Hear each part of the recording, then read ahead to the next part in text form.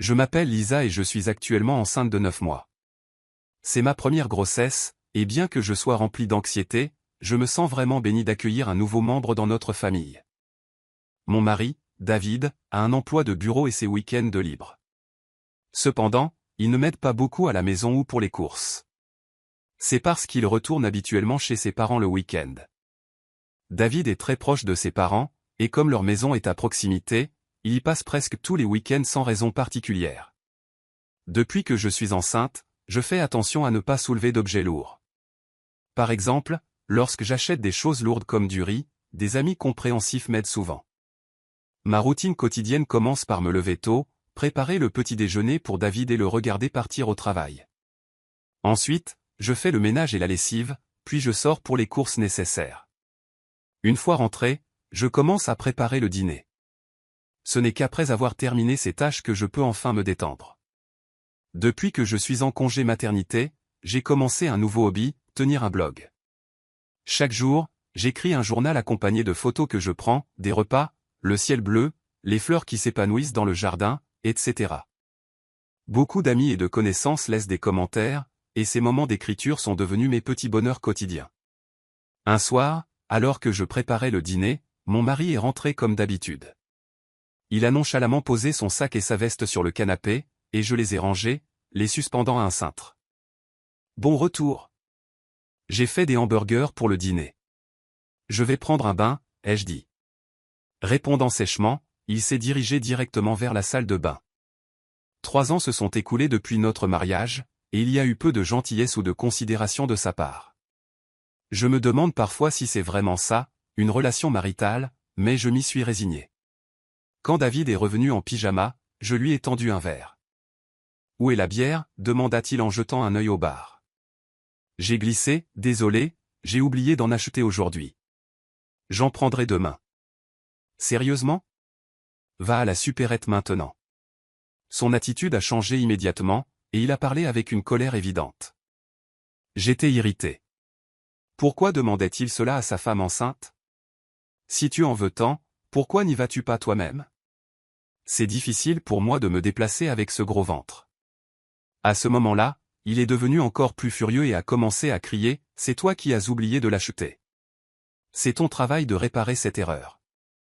Ce n'est pas parce que tu es enceinte que tu as droit à un traitement de faveur. » Ma mère a toujours dit qu'il était important de bouger pour rester en bonne santé.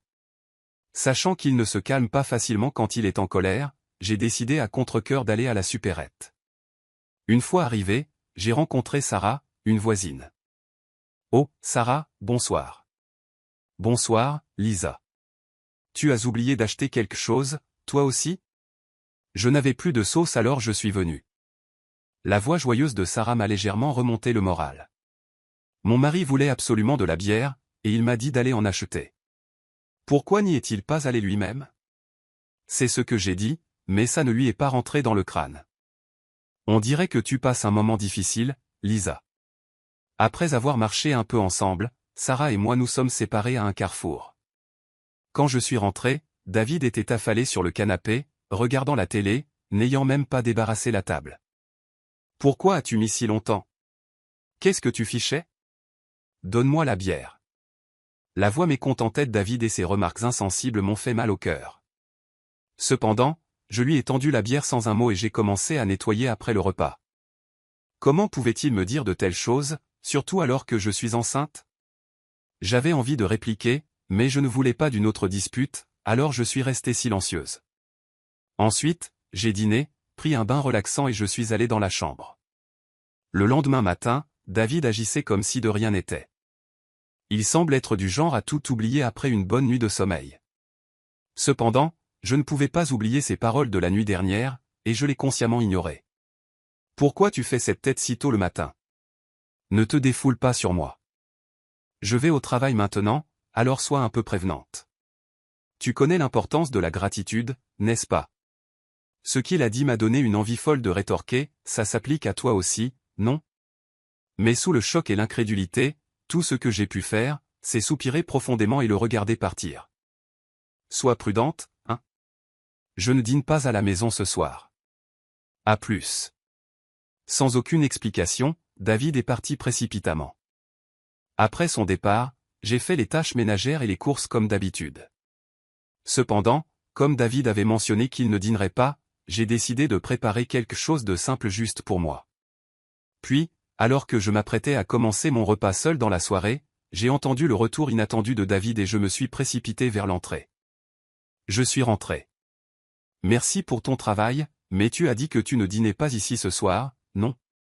Ouais, mais ma soirée arrosée a été annulée. J'ai faim. Tu as quelque chose à manger, n'est-ce pas? Eh bien, j'ai seulement préparé un repas pour moi aujourd'hui.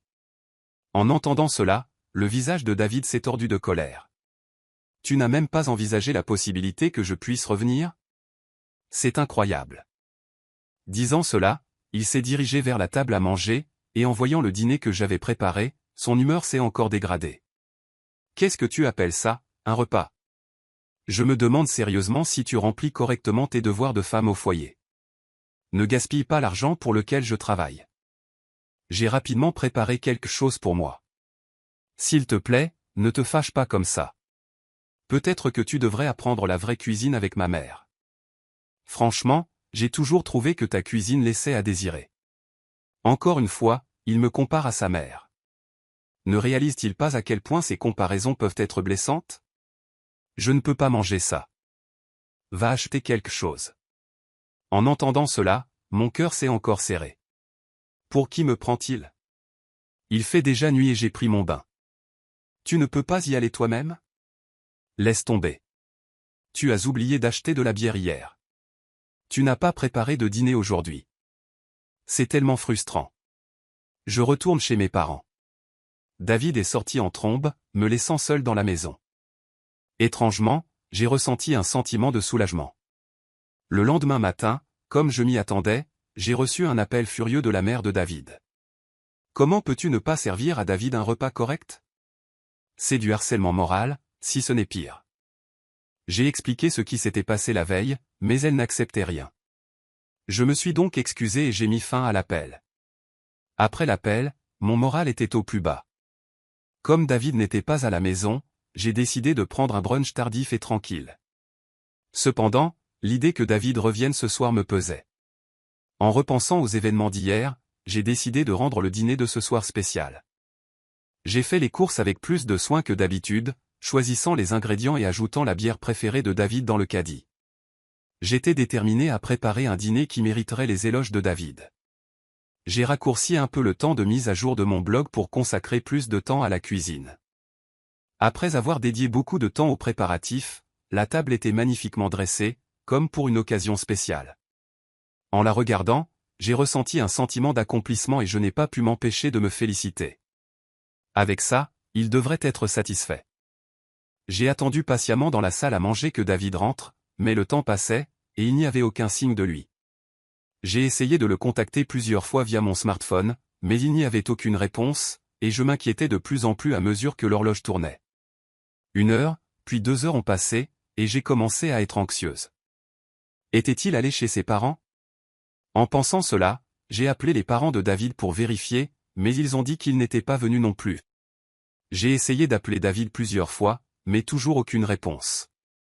Alors que minuit approchait, juste au moment où j'envisageais de contacter la police, David est rentré en titubant. Il semblait clairement ivre. Je suis rentré. Hic. Je me suis précipité vers l'entrée, inquiète, et j'ai trouvé David allongé sur le sol du couloir. Que s'est-il passé? Ça va? En entendant ma voix, il a répondu avec colère, trop fort, va-t'en. Il s'est ensuite dirigé en titubant vers la salle à manger. Quand j'ai essayé de le soutenir, il a repoussé ma main avec force. Ne me touche pas. Ne t'approche pas de moi avec ce visage hideux. Et dire que tu es ma femme. Dans son état d'ébriété, il a craché ces mots puis s'est simplement allongé là. Ces mots étaient plus que choquants. Pourquoi? Pourquoi ne peut-il pas considérer les sentiments des autres? Ces remarques m'ont profondément blessé, et j'étais rempli de pensées, me demandant s'il me voyait encore comme faisant partie de sa famille. Les larmes me sont montées aux yeux. J'avais mis tellement d'efforts dans ce dîner. Tout ça pour rien. Avec cette pensée, j'ai dîné seul, enveloppé de solitude. Le lendemain matin, David s'est réveillé comme si de rien n'était. J'ai mal à la tête. J'imagine que j'ai trop bu. Mais pourquoi m'as-tu laissé dans le couloir? C'est toi qui as choisi de t'allonger là, David. Ce n'est pas ma faute. N'es-tu pas ma femme? Au moins, occupe-toi de moi quand je suis ivre. Les mots de David m'ont fait me demander pourquoi il me blâmait toujours immédiatement. Si tu n'allais pas manger à la maison, tu aurais pu au moins me le faire savoir. J'avais préparé un bon repas, et je t'ai appelé plusieurs fois. Pourquoi n'as-tu pas répondu? Alors David a répondu nonchalamment, ma soirée arrosée qui avait été annulée avant-hier a été reportée à hier. Dois-je tout te rapporter? En plus, tu sais combien il est difficile de répondre au téléphone pendant une réception. Pense un peu à ma situation. À chaque mot que David prononçait, mon cœur devenait plus froid, et mes attentes envers lui diminuaient. De cette façon, je ne me sentirais plus blessé ou déçu. Cette pensée m'est restée. Je prends une pause et je retourne chez mes parents demain. Être avec toi ces derniers temps est désagréable et ennuyeux. Voir l'attitude de David, qui me regardait de haut, m'a fait de plus en plus envisager l'option du divorce. Mon bébé doit bientôt arriver, et mon cœur s'emballe d'anticipation. Même si j'ai entendu des histoires sur les douleurs de l'accouchement par des amis, mon excitation à l'idée de rencontrer cette nouvelle vie en moi éclipse ces inquiétudes. Les voisins m'encouragent souvent avec des mots comme « c'est pour bientôt », ce qui illumine mon humeur. « Hey, tu veux qu'on parte en voyage en famille bientôt ?»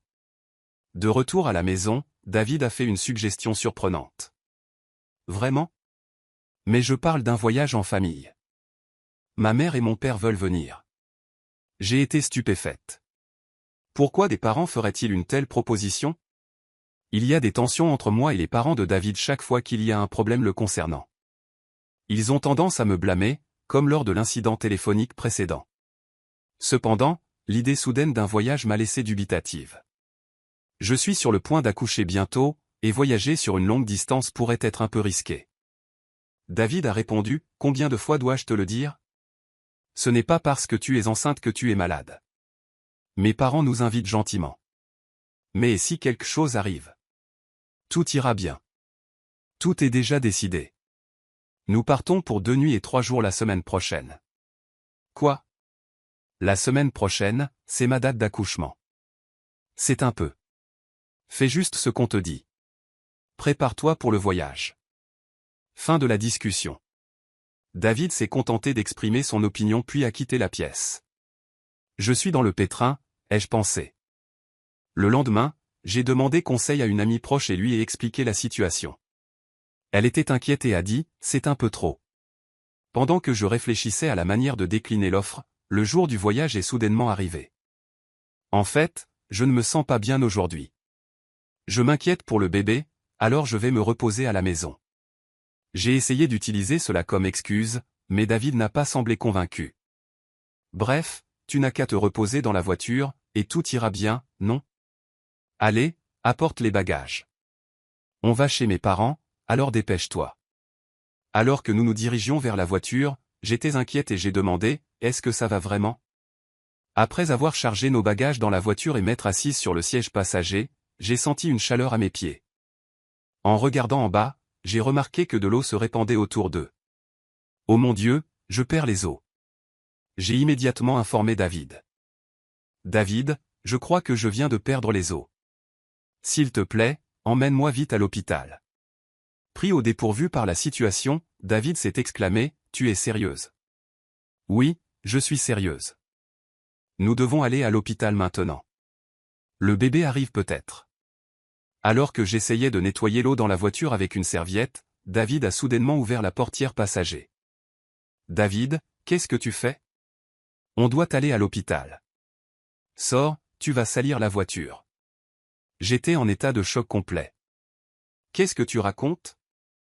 J'ai dit, sors. Je dois nettoyer la voiture. Puis David m'a tiré de force hors de la voiture. Dans cette situation incroyable, David a dit, j'y crois pas. On était censé être en voyage en famille. Va juste à l'hôpital par toi-même.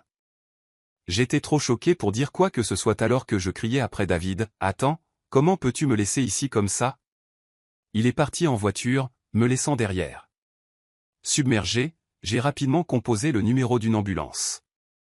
quand quelqu'un s'est approché en demandant « Lisa, ça va ?» C'était Sarah, l'air inquiète. Sarah a immédiatement compris ma situation et a organisé un taxi spécial, me réconfortant tout le long. Reconnaissante pour sa gentillesse, les larmes coulaient sur mon visage. Peu de temps après, je suis arrivé en toute sécurité à l'hôpital, grâce à l'aide de Sarah. Sur le chemin, elle m'a tenu la main et m'a encouragé, restant à mes côtés jusqu'à ce que je sois conduite dans ma chambre. Pendant mon transfert, je me suis fait un vœu silencieux. Je lui ferai payer pour ça. Alors même que les douleurs de l'accouchement s'intensifiaient, Sarah continuait de me tenir la main. De plus, elle a contacté mes parents, qui sont arrivés rapidement à l'hôpital, l'air profondément inquiet. Sarah leur a murmuré, « Il y a quelque chose dont je veux discuter. » Tous les trois ont alors quitté la pièce. Alors que le travail s'intensifiait, mon smartphone a vibré depuis un coin de la pièce. « Qui est-ce » ai-je demandé, et mes parents ont répondu que c'était David. Ils avaient l'air mécontents, mais j'ai quand même pris l'appel. Dès que j'ai répondu, j'ai entendu un David paniquer, « Aide-moi ». Cependant, je n'étais ni en état ni d'humeur à converser avec lui et j'ai rapidement mis fin à l'appel. Bien que mes parents aient éteint mon téléphone, David a continué à envoyer des messages. Le travail s'intensifiant, j'ai finalement été transféré en salle d'accouchement. Après avoir enduré la douleur pendant un certain temps, j'ai enfin entendu les pleurs de mon bébé. Épuisé, j'ai vu mes parents et Sarah se tenir devant moi avec de chauds sourires. Soulagé, j'ai fermé les yeux et me suis reposé. Quand je me suis réveillé après quelques heures de sommeil, je me suis retrouvé allongé dans le lit d'hôpital. En me frottant les yeux, j'ai remarqué mes parents assis à côté de moi, leur visage rempli d'inquiétude. « Ça va ?» m'a demandé doucement ma mère. Sentant encore le poids de l'épuisement. Je n'ai pas pu trouver l'énergie de m'asseoir. Alors que mon père avait les larmes aux yeux, ma mère l'a consolé en disant que la période postpartum pouvait être épuisante. En assistant à cette scène touchante, un sourire s'est dessiné sur mon visage. « Comment va le bébé ?» ai-je demandé. Mes parents m'ont informé que le bébé subissait quelques tests, mais qu'il serait bientôt de retour dans la chambre. Cependant, j'ai remarqué que Sarah n'était pas présente. Répondant à ma question silencieuse, ma mère a remarqué, Sarah est partie il y a un petit moment. En pensant à ce qui aurait pu se passer si Sarah n'avait pas été là, un sentiment de gratitude m'a envahi. J'ai fait la promesse à mes parents qu'après ma sortie, je rendrai visite à Sarah pour lui exprimer ma gratitude. En allumant mon smartphone pour informer mes amis de la naissance, j'ai été submergé par un nombre écrasant d'appels manqués, la plupart de David. Le nombre absolu m'a laissé momentanément stupéfaite, mais je ne ressentais aucun espoir ni aucune attente de ces appels. J'ai donc fermé les notifications sans hésitation. Une de mes amies m'a rendu visite dans la chambre d'hôpital pour me féliciter pour la naissance. Alors qu'elle se réjouissait et m'adressait ses vœux sincères, je lui ai parlé des récents incidents avec David. Après avoir entendu l'histoire, elle a exprimé à la fois son choc et sa colère, disant en plaisantant à moitié qu'elle aimerait le punir un peu. Mais elle a aussi souligné que ma santé et mon repos étaient primordiaux, a discuté avec moi pendant un moment, puis est partie. Mes parents, déjà briefés par Sarah sur tout l'épisode, m'ont demandé « Qu'est-ce que tu comptes faire maintenant ?» J'ai partagé mes pensées sur ma relation avec David et j'ai dit à mes parents que j'envisageais le divorce. Ils ont respecté ma décision et m'ont offert leur soutien. À ma sortie, j'avais prévu de rester chez mes parents, où ils m'avaient préparé une chambre. Pendant ce temps, David semblait avoir visité l'hôpital, mais comme j'avais informé le personnel de l'hôpital que je ne souhaitais pas le voir, il n'a pas été autorisé à entrer. Le lendemain, Sarah est venue dans ma chambre d'hôpital en tenant un panier de fruits. « Sarah, tu es venue » me suis-je exclamé avec joie. « Tu sembles bien te remettre, mais souviens-toi de ne pas trop en faire. La fatigue postpartum peut être assez profonde, m'a-t-elle conseillé. » Réconforté par les mots de Sarah, j'ai soupiré de soulagement en prenant le panier de fruits de ses mains. « Sarah, merci beaucoup de m'avoir aidé. Je ne sais pas ce qui serait arrivé si tu n'avais pas été là. » J'ai exprimé ma profonde gratitude en m'inclinant profondément. Sarah a ri doucement, disant « Ce qui est le plus important, c'est que vous alliez bien, toi et le bébé. Je veux juste un petit coup de main. Quoi qu'il en soit, je te suis éternellement reconnaissante. Une fois que les choses se seront calmées, je viendrai te remercier correctement. » Sarah a ri chaleureusement en réponse. « Tu sais, j'ai parlé à mon mari de ce qui s'est passé. Il semblait assez furieux. D'après ces mots, je pouvais quelque peu déduire la situation de David. « Sarah, je suis vraiment désolé de t'avoir entraîné dans ce pétrin, ai-je admis. Ne t'inquiète pas. N'oublie pas à qui tu dois de pouvoir travailler dans ton entreprise actuelle. Cet incident est vraiment difficile à pardonner. » À ce moment-là, j'ai entendu un ton sévère dans la voix de Sarah pour la première fois. Sarah était en fait la femme du PDG de l'entreprise où travaillait mon mari. Quand nous avons emménagé dans ce quartier résidentiel, je n'avais aucune idée de ce fait. Cependant, comme nous nous rencontrions fréquemment au supermarché local, dans les magasins et occasionnellement à la supérette, nous nous sommes progressivement rapprochés. Nous avons même commencé à prendre le thé ensemble, et pendant ces sessions, j'ai appris la nature du travail de son mari. D'un autre côté, mon mari était complètement ignorant de ce fait. C'était parce qu'il ne m'accompagnait même pas pour les salutations initiales au voisinage et ne préférait pas interagir avec nos voisins. Sarah m'avait dit gentiment auparavant, « Je ne veux pas causer de problème, alors ne le dis pas à ton mari », et j'avais respecté cette demande. Sachant que j'étais enceinte et toujours forcée d'endurer le comportement déraisonnable de mon mari, Sarah avait plusieurs fois suggéré, « Devrais-je en parler à mon mari ?» Cependant, j'avais toujours décliné, ne voulant pas lui causer de problème. Mais avec ce récent incident, peut-être que même Sarah avait atteint ses limites. Je ne peux vraiment pas te remercier assez pour tout. Les mots forts de Sarah m'ont fait réaliser à quel point j'étais chanceuse d'avoir quelqu'un qui irait aussi loin pour moi. Je n'ai pas pu m'empêcher de pleurer. Voyant ma réaction, Sarah m'a encore une fois donné un sourire chaleureux. « Lisa, tu es une amie chère pour moi. Je ne peux pas rester les bras croisés quand quelque chose comme ça arrive à une amie. » Notre conversation était remplie de sourires sincères. Cependant, les messages de mon mari n'ont pas cessé malgré le barrage de notifications. En ligne, je les ai tous consciemment ignorés. Penser au divorce m'a éclairci l'esprit, et tout ce que je voulais, c'était penser à comment vivre ma vie avec mon bébé. Alors que je me préparais à quitter l'hôpital, une amie proche a visité ma chambre, me tendant son smartphone et disant « Je veux que tu vois ça ». Affiché sur son téléphone était un post qui était devenu un sujet majeur sur un certain réseau social. Quand j'ai demandé ce que c'était, elle m'a informé qu'elle avait publié sur les actions récentes de mon mari sur les réseaux sociaux. Mon amie avait une influence significative sur les réseaux sociaux avec un nombre massif de followers. Un jour, elle a reçu une réponse à l'un de ses posts. Le follower qui a répondu avait, par hasard, capturé une vidéo de la scène où j'étais grondé par mon mari après avoir été laissé hors de la voiture. Le follower, voulant protéger ma vie privée, a flouté mon visage dans la vidéo et, avec la permission de mon ami, l'a partagée en ligne. La vidéo s'est propagée comme une traînée de poudre, et par conséquent, des détails personnels sur mon mari et même son entreprise ont été identifiés. Actuellement, mon mari semble être sous un barrage de critiques en ligne. Quoi? Je n'avais aucune idée que ça avait atteint ce niveau. Mon ami, souriant doucement, a remarqué, « Eh bien, ils l'ont bien cherché, non ?» Les actions de mon mari et leurs conséquences étaient toutes le résultat des choix qu'il avait faits. De plus, lorsqu'un des amis de mon mari l'a confronté à propos de l'incident, il se serait excusé en disant « J'avais un engagement de voyage antérieur avec mes parents ce jour-là, donc je n'avais pas le choix. » À cause de cette déclaration, non seulement mon mari, mais aussi ses parents ont commencé à faire face aux critiques en ligne. L'histoire s'est même répandue aux alentours de la maison de mes beaux-parents, et il semblait y avoir divers sujets liés aux parents de mon mari circulant sur les réseaux sociaux. Soudain, mon téléphone s'est mis à sonner. Quand j'ai vérifié l'écran, c'était un appel de ma belle-mère. C'est ma belle-mère. Mon ami, regardant l'écran de mon téléphone avec intérêt, a suggéré « Pourquoi ne pas décrocher et lui dire ce que tu penses ?» Cependant, j'étais tellement dégoûté que je ne trouvais pas les mots pour le faire et j'ai décidé de l'ignorer. Avant que je ne m'en rende compte, le journal des appels manqués était rempli des noms de mon mari, de mon beau-père et de ma belle-mère. Depuis que l'incident avait été mis en lumière sur les réseaux sociaux, même le personnel de l'hôpital semblait être au courant de ma situation et a commencé à m'offrir un soutien sincère. Que mon mari ou mes beaux-parents viennent à l'hôpital ou appellent plusieurs fois, le personnel de l'hôpital ne m'a permis aucun contact avec moi. Alors que ma date de sortie approchait, j'avais une inquiétude pressante, à savoir si mon mari et mes beaux-parents pourraient rôder à l'extérieur de l'hôpital. Mes parents m'ont rassuré en disant « Tu n'as rien à craindre ». Mais l'idée que mon précieux bébé soit en danger me laissait anxieuse.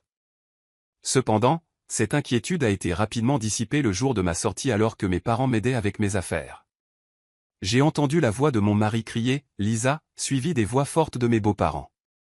Soudain, des hommes en costume noir m'ont entouré, formant une barrière protectrice. Alors que j'essayais de comprendre ce qui se passait, l'un des hommes s'est approché de moi, ouvrant doucement la portière de la voiture, et a dit « Ne vous inquiétez pas, nous sommes ici à la demande du PDG pour vous protéger ».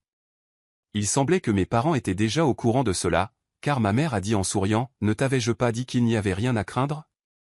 Croyant ces paroles, je me suis senti soulagé et je suis monté en douceur dans la voiture. Pendant tout ce temps, mon mari et mes beaux-parents, dépassés par la présence des gardes du corps, ne pouvaient pas s'approcher davantage. Je ne trouve pas les mots pour exprimer à quel point je suis reconnaissante à Sarah de me soutenir comme ça. La seule chose qui occupait mon esprit était de savoir comment rendre l'appareil à Sarah. Mes parents ressentaient la même chose, disant à l'unisson « Nous devons trouver un moyen de montrer notre gratitude à Sarah ». Bien que ma nouvelle vie ait commencé en douceur et que des jours agréables se soient succédés, les contacts de mon mari et de mes beaux-parents n'ont jamais cessé. Je leur ai envoyé les papiers du divorce par la poste, mais il n'y avait même pas le moindre signe d'acceptation. Un jour, mes beaux-parents ont appelé chez nous. Il semble que mon père ait répondu, et ils se sont adressés à lui avec l'attitude de « Elle est devenue membre de notre famille, alors peu importe comment elle est traitée, elle ne devrait pas se plaindre. » Quand mon père a rétorqué avec colère à leur déclaration, il semble qu'ils aient été déconcertés et rapidement raccrochés. En discutant de la manière de gérer cela avec mes parents, j'ai décidé que chercher une assistance professionnelle était la meilleure solution et j'ai résolu de consulter un avocat. Par coïncidence, mon père connaissait un avocat, et lorsque nous avons expliqué notre situation, il a gracieusement promis de nous aider. J'ai informé l'avocat des vidéos circulant sur les réseaux sociaux et j'ai détaillé les événements passés. Lorsque l'avocat a pris contact en notre nom, mon mari a d'abord été déconcerté. Cependant, avec le temps, il est devenu défiant. Nous résoudrons les problèmes conjugaux nous-mêmes. Nous n'avons pas besoin d'un avocat, a-t-il argué d'un ton plaintif. Cependant, l'avocat a répondu calmement, agissant à la demande de Lisa, toute communication future doit m'être adressée. C'est à Lisa, ma cliente, de décider si elle veut ou non impliquer un avocat. Mon mari était à court de mots. Bien qu'il ait initialement refusé de divorcer. Quand la médiation et la possibilité d'un procès ont été suggérés, le mot « tribunal » a semblé l'ébranler, et il a accepté à contre-cœur le divorce. Je n'ai aucun intérêt pour l'enfant et je n'ai aucune intention de le voir à l'avenir, donc je ne vois pas pourquoi je devrais payer une pension alimentaire. Quant au partage des biens, je n'ai rien fait de mal, a-t-il affirmé de manière irrationnelle. L'avocat a calmement expliqué d'un point de vue juridique, mais mon mari semblait toujours peu convaincu. Dans ce cas, il semble que nous nous verrons au tribunal, a suggéré l'avocat. Mes beaux-parents, qui écoutaient à proximité, ont semblé paniquer et ont immédiatement accepté. Quand j'en ai été informé par l'avocat, j'ai été choqué d'avoir jamais épousé un tel homme. J'avais communiqué avec Sarah depuis mon retour chez mes parents, et quand je lui ai parlé des événements récents, elle a suggéré de manière ludique et joyeuse, « Que dirais-tu de saisir l'indemnité de départ de ton ex-mari ?» La saisie-arrêt est un moyen, non? Me sentant dépassé par la perspicacité de Sarah, peu de temps après, j'ai été contacté par l'avocat qui m'a transmis que mon mari souhaitait s'excuser en personne. Voulant une conclusion satisfaisante, j'ai accepté de converser par téléphone sous la supervision de l'avocat. Le jour de l'appel prévu est arrivé. Ce jour-là, j'étais accompagné de mes parents et de l'avocat. De l'autre bout de la ligne, j'ai entendu « Enfin, tu réponds. Excuse-toi maintenant, et je te pardonnerai. Alors, reviens à la maison. Soyons à nouveau un couple. La maison est en désordre. Je pourrais perdre mon emploi, et tout le monde me regarde froidement. Tout ça, c'est de ta faute, alors prends tes responsabilités. » Il a continué à me bombarder d'accusations. Sans être dépassé, j'ai calmement choisi comment réagir. Quand il a dit « Tu vois, tu ne peux même pas répondre correctement.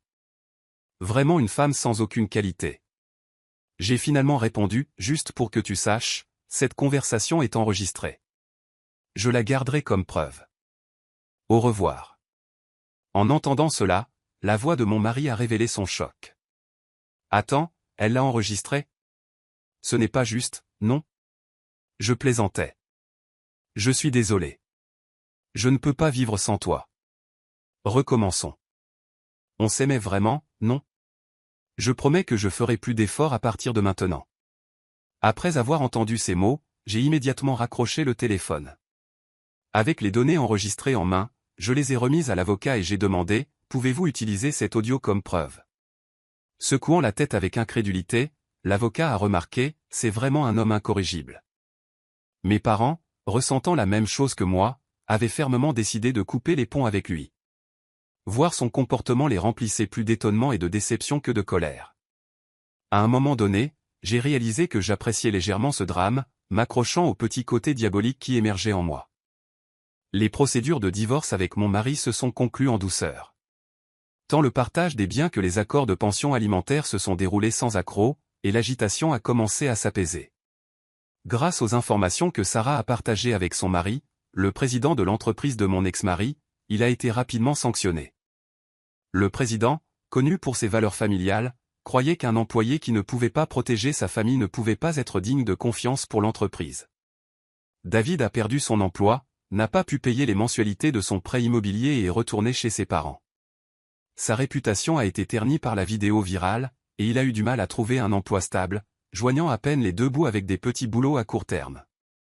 Des rumeurs se sont également répandues sur ses parents et, selon les rapports des amis du PDG dans le voisinage, ils semblaient vivre dans un malaise perpétuel. Le jugement froid de la société auquel ils étaient confrontés, qui dépassait mes attentes, m'a fait penser que, étonnamment, cette ostracisation pourrait être plus difficile pour eux que n'importe quelle répercussion légale. Avec la plupart des questions réglées et ma santé en voie de rétablissement, mes parents, mon bébé et moi avons rendu visite à Sarah pour lui exprimer notre gratitude. Tant Sarah que son mari semblaient vraiment heureux et adoraient mon bébé, nous faisant nous sentir chaleureusement accueillis. Après cela, Sarah et ma mère sont devenus des amis proches. De même, le mari de Sarah et mon père s'entendaient très bien, et nos familles se sont rapprochées.